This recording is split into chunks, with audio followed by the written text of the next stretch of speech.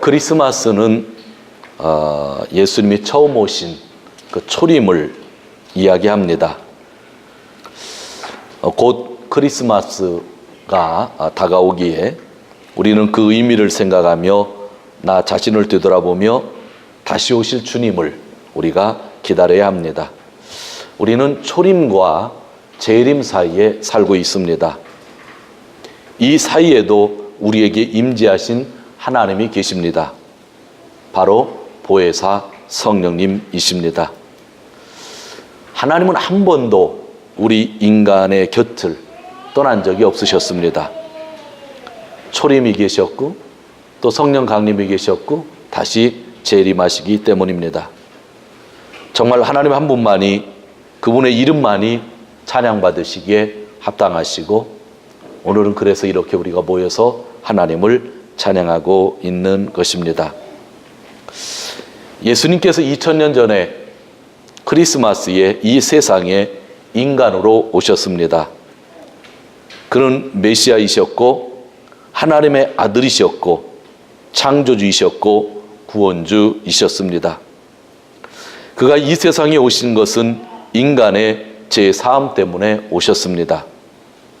그의 십자가와 그 십자가에서 흐르는 보혈로 우리 인간의 죄를 깨끗하게 씻어 주셨던 것입니다.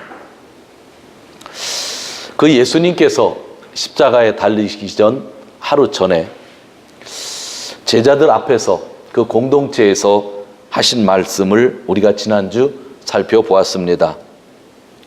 서로 누가 크냐 하고 싸우던 제자들 앞에서 예수님께서 너는 첫째, 너는 둘째, 그렇게 교통정리를 하신 것이 아니라, 아마 제자들은 예수님이 첫째고 누가 두 번째인가 하는 싸움을 했을 가능성이 있습니다. 누가 크다고 하는 것.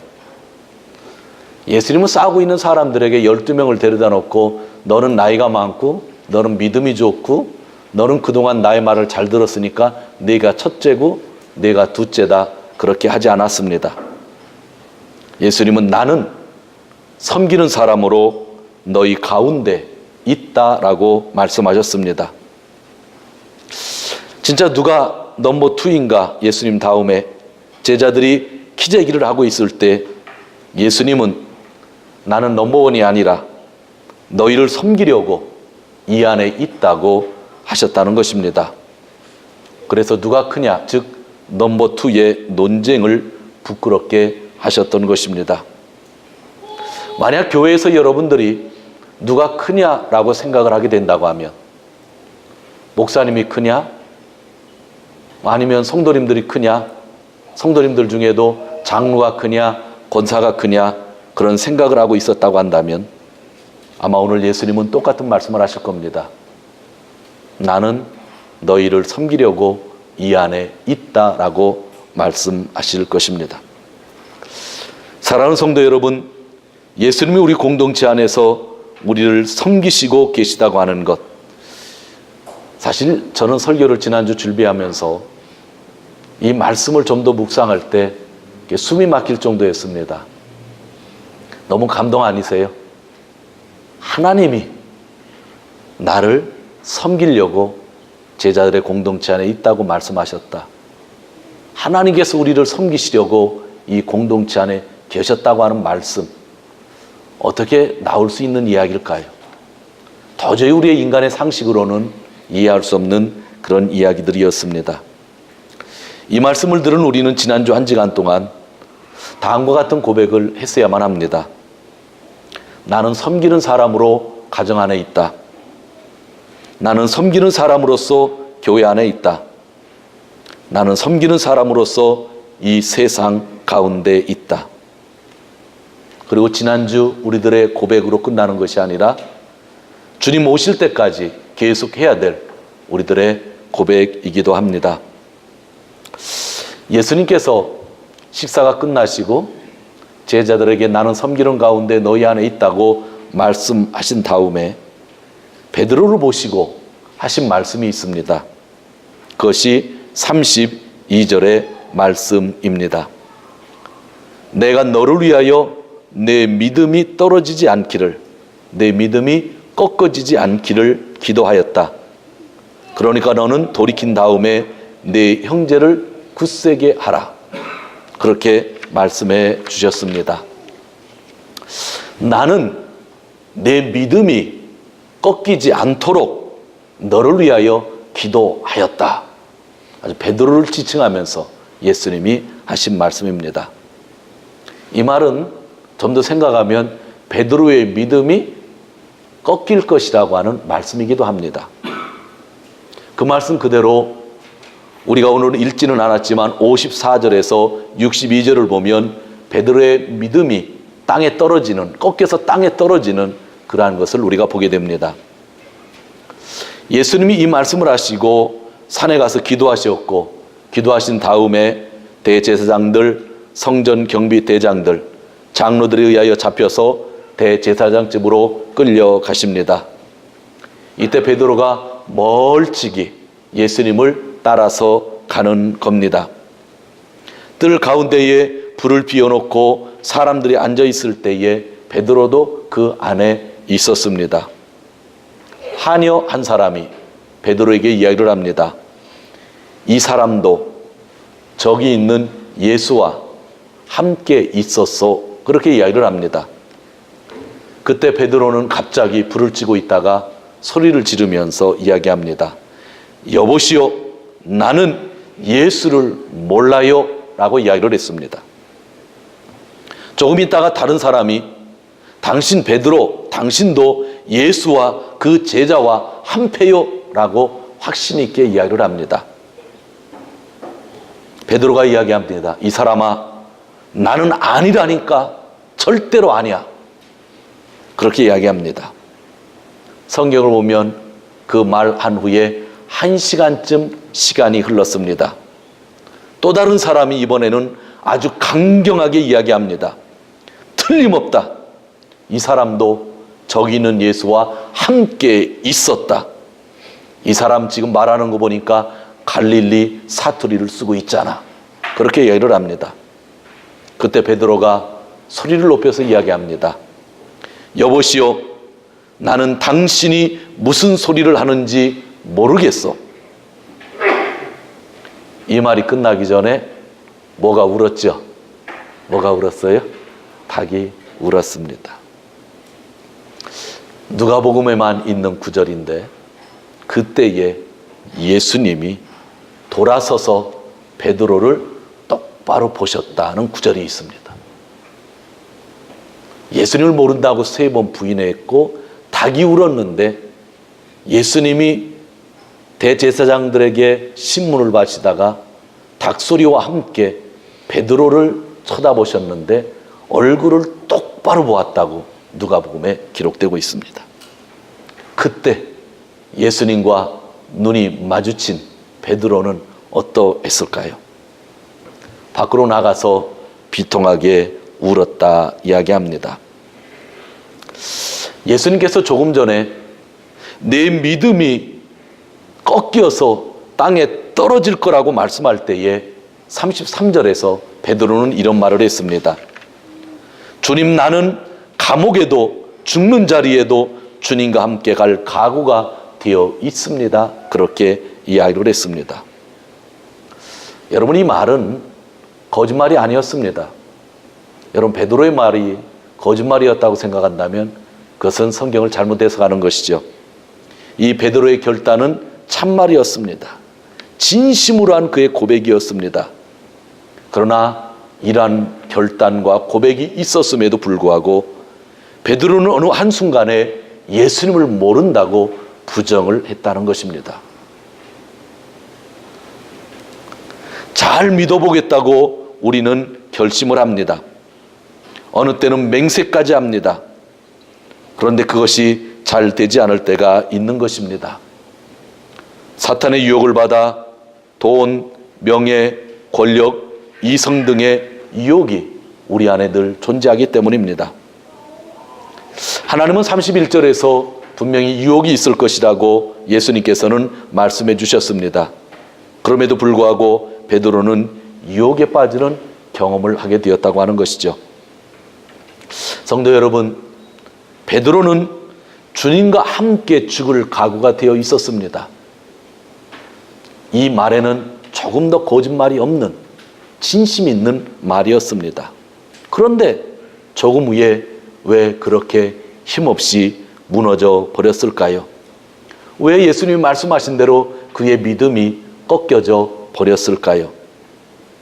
성경은 한 가지 원인을 우리에게 보여주고 있습니다. 여러 사람들이 여러 말로 논쟁할 것 같으니까 성경은 딱 한 가지 사실을 기록하고 있었습니다. 그것이 39절에서 46절에 나오는 내용들입니다.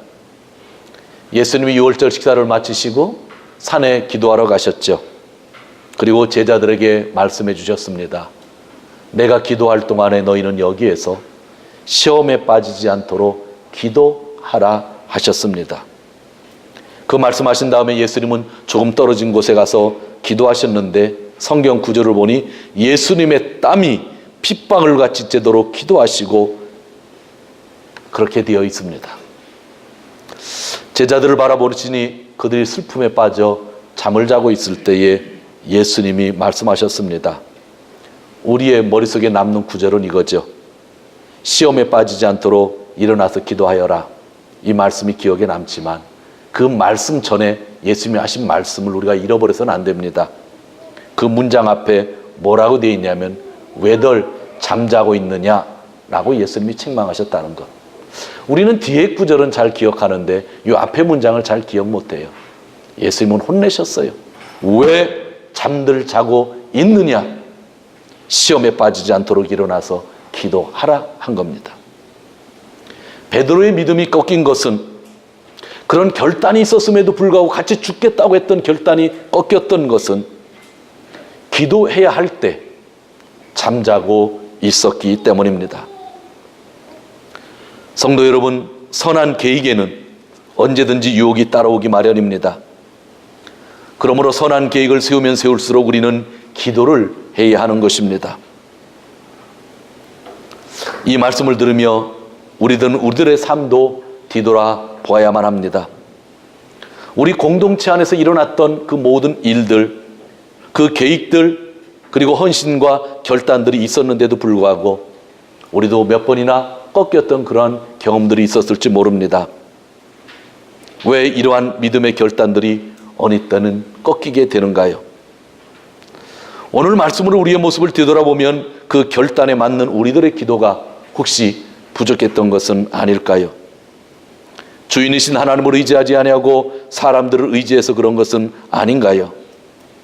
우리는 잘 생각하고 고백하고 회개의 삶을 살아야 합니다. 오늘 32절 말씀 다시 한번 읽도록 하겠습니다. 32절. 그러나 내가 너를 위하여 내 믿음이 떨어지지 않기를 기도하였노니 너는 돌이킨 후에 내 형제를 굳게 하라. 근데 참 은혜스러운 것은 믿음이 꺾일 것을 아시고 믿음이 떨어질 것을 아시고 예수님이 베드로를 위해서 뭐 하셨다고요? 기도하셨다는 거예요. 내용이 여러분들 그냥 이렇게 순리적인 내용이 아니잖아요. 믿음이 꺾일 것을, 믿음이 우리가 기도할 때 그러잖아요. 꺾이지 않도록 너를 위해 기도해 준다라는 말을 하잖아요. 근데 예수님은 뭐라고 하셨어요? 믿음이 꺾이는 것을 아시고도 뭐 하셨다? 기도해 주셨다. 오늘 설교성에서 이 예수님의 사랑을 우리가 마음에 담으면 참 얼마나 좋을까 생각을 해봅니다. 주님, 믿음이 꺾이지 않도록 해주세요 라고 하는 기도가 아니었어요. 믿음이 꺾인다고 하는 것을 아셨음에도 불구하고 기도해 주셨다고 하는 것. 이게 진정한 사랑이 아닐까요? NHK의 아침 드라마, 제가 사택에서 교회 당까지 거리가 있기 때문에 거의 본 적이 없습니다. 근데 월요일 날은 가끔 이렇게 텔레비를 켜면 NHK 아침 드라마가 나오죠. 그런데 올해 4월부터 시작했다가 얼마 전에 끝난 그 드라마 토토네짱이죠. 토토네짱이라고 하고 거기 나오는 여자 주인공이 참 연기를 잘 하더라고요. 참 한국은 드라마 천국이지만 일본은 아침에 하는 드라마가 그게 유일하고 15분짜리인데 사실 한 11분, 12분이면 끝나더라고요. 앞에, 뒤에 빼면. 뭐 일주일에 한 번이나 한 달에 한 번, 뭐 일주일에 한 번도 못 봤죠. 한 달에 한 번 정도, 그 10분 정도 영상이었는데 제가 마음에 늘 담겼었던 것은 그 흘러나오는 주제곡이었습니다. 그 토토 네짱이라고 할 때 토토는 치치, 아버지라는 뜻이죠. 아버지 같은 뭐예요? 네짱, 누나, 언니 그런 뜻입니다. 그 드라마의 주제곡이 하나타바오 기미니라고 합니다. 제가 지금 들려주고 싶은데 강단에서 일반 사제곡을 들기가 좀 힘들 것 같아서 여러분들이 예배 끝난 다음에 찾아서 들어보시길 바랍니다. 하나타바오 기미니, 꽃다발을 당신에게 라고 하는 노래입니다. 처음에 그 노래를 부르는 가수의 목소리를 들었을 때 누구인지 몰랐습니다. 근데 나중에 알고 보니까 우타다 히카루 상이었습니다. 10수년 전 그녀가 대중 앞에서 처음 노래를 시작했을 때에 천재적인 그의 음악적인 재질에 많은 사람들이 열광했습니다. 1998년이니까 거의 20년이 돼가네요. 언제든지 뉴스의 중심에 있었습니다. 그 뒤 여러 가지 부정적인 소리도 들렸죠. 2003년에 결혼했는데 2007년에 이혼했고 2014년대는 이탈리아 사람이랑 결혼했고 지금은 1살 된 아들을 두고 있습니다. 더 충격이었던 것은 몇 년 전에 그의 어머니가 맨션에서 뛰어내려 스스로 목숨을 끊었던 사건이죠. 뭐 우리 동네 바로 옆이죠.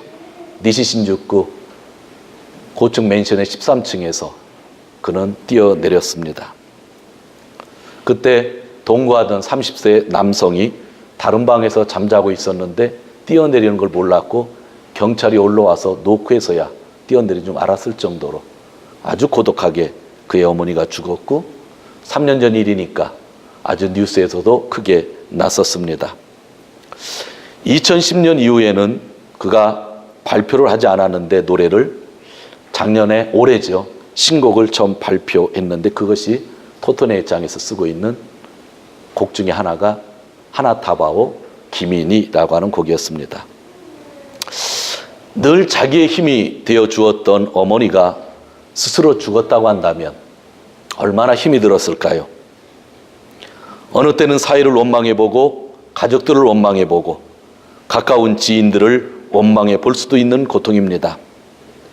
그리고 보통 사람들이라고 한다면 먼저 죽은 엄마를 또 원망도 해 볼 것입니다. 그렇기 때문에 사람들에게 그 사실이 거의 잊혀져 가기 때문에 굳이 이야기하고 싶지도 않고 숨기고 싶을 것입니다.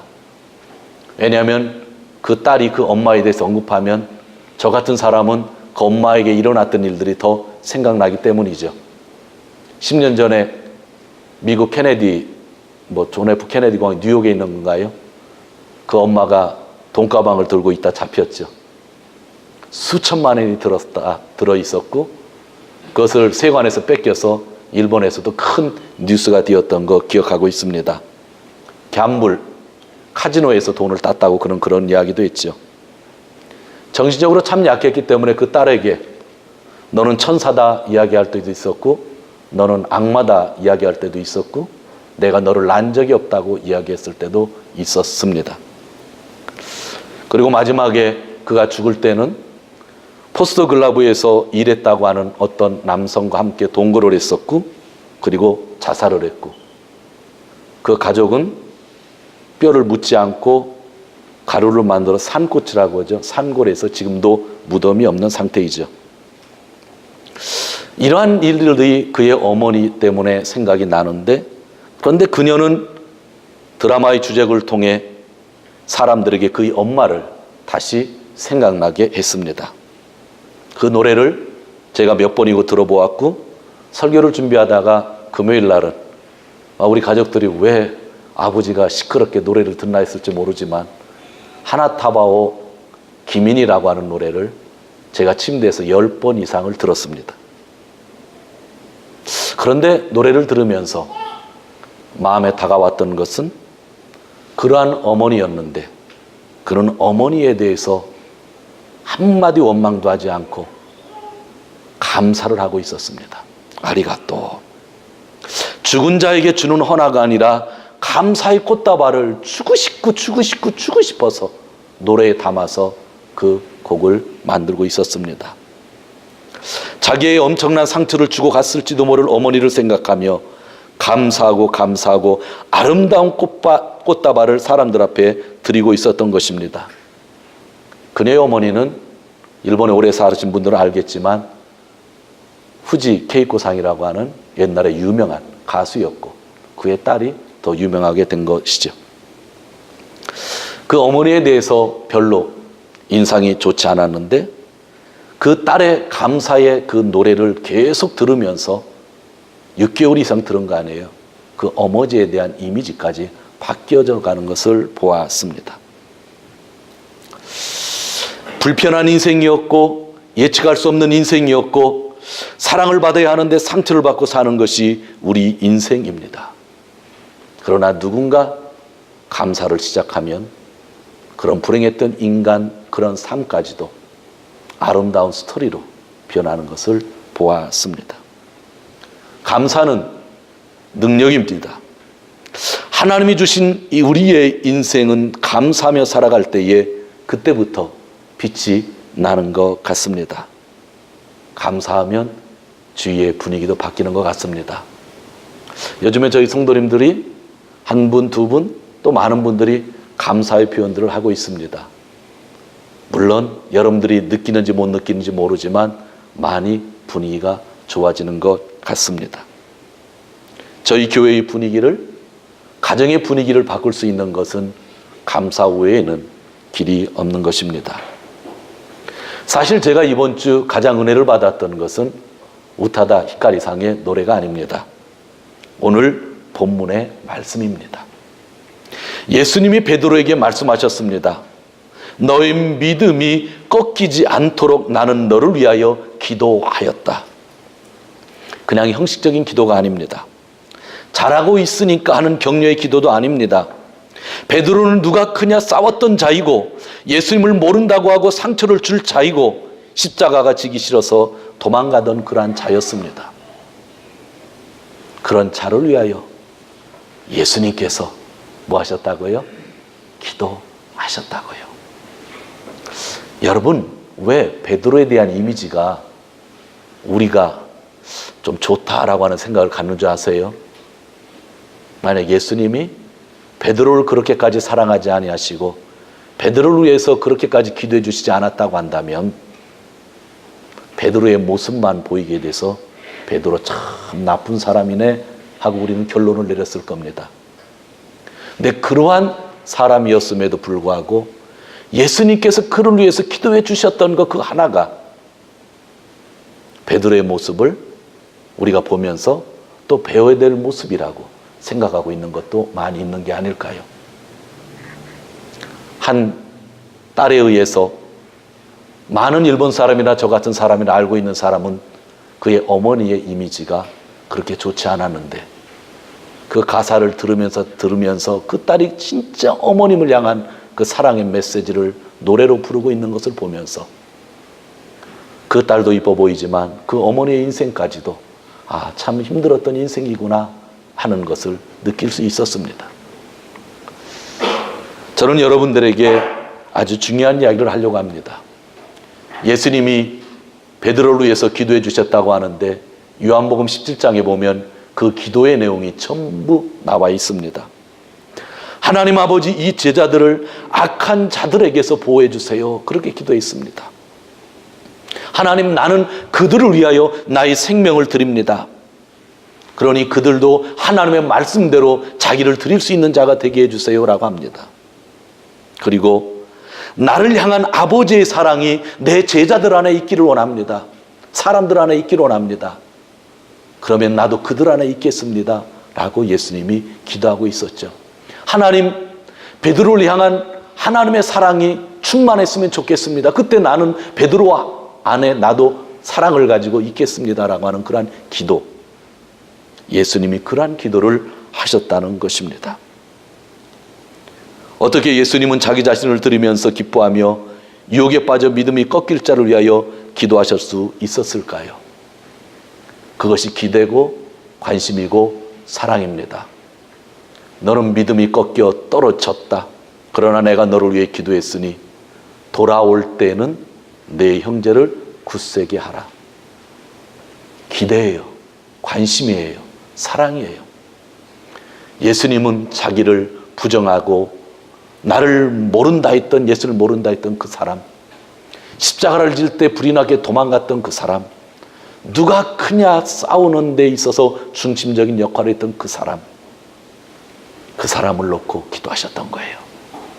잘했기 때문에 기도한 거 아니에요. 헌금 많이 했기 때문에 예수님이 특별히 그를 위해서 기도하신 게 아니에요. 믿음이 떨어질 대로 떨어졌는데도 불구하고 3년간 같이 다녔음에도 불구하고 이 정도밖에 안 되는데도 불구하고 그를 위해서 기도해 주셨죠. 왜요? 그에게 기대를 갖고 있기 때문에. 네가 돌아서면 형제들을 굳세게 해줄 수 있기 때문에 내가 너를 위해서 기도했다는 거예요. 너에게 돈 많이 벌었으면 좋겠다는 기도를 하시지 않았어요. 네가 최고의 제자가 되었으면 좋겠다는 기도를 하지 않았어요. 너보다 약한 형제들을 앞으로 만나게 될 텐데 너는 그들을 위해서 잘 일할 수 있다고 난 그렇게 믿는다, 기대한다. 그래서 기도했다고 하는 그러한 이야기입니다. 지금은 약하지만 결단을 해도 사탄의 유혹을 받아 너의 믿음이 꺾이게 되겠지만 나는 너를 버릴 수 없다. 그래서 기도한다. 그리고 너에게 기대하는 것이 아직도 많이 있다. 그러니 다시 돌아서게 되면 내 형제를 굳세게 하여라. 아마 베드로는 쓰러져 보았기 때문에, 자기 힘으로 할 수 있다고 큰 소리를 쳐 보았기 때문에, 여러 형제들의 약함을 돌볼 수 있다고 예수님은 그렇게 생각하셨던 것이겠죠. 사랑하는 성도 여러분, 나 약했던 것들에 사로잡혀 있지 말고 그것을 경험 삼아 믿음이 꺾여 있는 자들을 위해 우리가 할 수 있는 일들이 있다고 한다면 참 얼마나 좋을까요? 신앙생활을 하면서 힘들었던 경험들을 하신 분들이 많이 있을 겁니다. 세상에서도 힘들었지만 교회 안에 공동체 안에서도 고통을 당했던 분이 있을지 모르겠습니다. 그래서 내가 믿음이 꺾여서 완전히 바닥까지 떨어졌던 적을 경험했던 분이 있을지 모릅니다. 그런데 예수님은 그런 우리를 위해서 뭐 하셨다고요? 기도하셨다고요. 하늘에서도 지금 우리를 위해서 중보기도 하신다고 성경은 분명 말씀해 주고 있는 것입니다. 베드로는요, 예수님이 승천하신 다음에 오순절까지니까 한 40일, 한 일주일에서 한 열흘 동안 계속 제자들을 불러다 모고 또 예수님의 형제들과 마리아와 함께 기도를 했죠.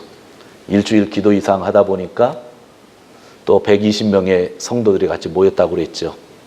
그랬더니 그때 성령이 임하셔서 성령 충만한 공동체가 되었다고 그러죠. 그 기도회를 누가 인도했을까요? 베드로가 인도한 거예요. 내가 기도하지 않을 때 믿음이 꺾이는 것을 경험했기 때문에, 주님의 기도하심으로 인하여 그가 다시 살아났을 때에 꺾였던 것을 경험했던 그이기 때문에 예수님이 승천하시고 슬퍼하던 그들에게 성령을 구하자고 하면서 기도를 인정했고 성령이 오셨고 그들은 주님의 일을 감당할 수가 있었던 것입니다. 성도 여러분, 사랑하면 기도합니다. 여러분의 자녀를 여러분이 위에 왜 기도하셔요? 사랑하니까. 그렇잖아요. 여러분들 교회 목사를 위해서 왜 기도해요? 교회 목사를 사랑하니까. 제가 여러분들을 위해서 늘 이름을 부리며 왜 기도를 해요? 여러분들을 사랑하니까. 사랑하면 계속 기도합니다. 그러나 사랑이 식어지면 기도할 수 없는 겁니다.